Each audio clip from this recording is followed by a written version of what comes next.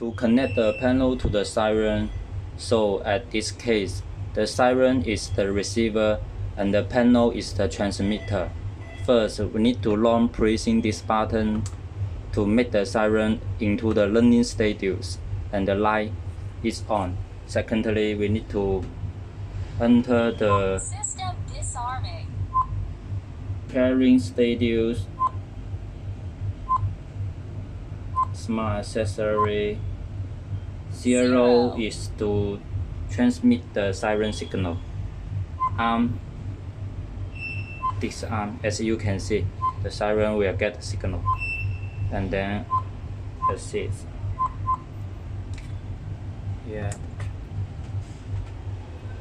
For now, we can try System disarming. disarming. You see, the siren will flash twice for disarm. System arming. System arming. You see, and then 9. alarming. 9. Zone. System alarming.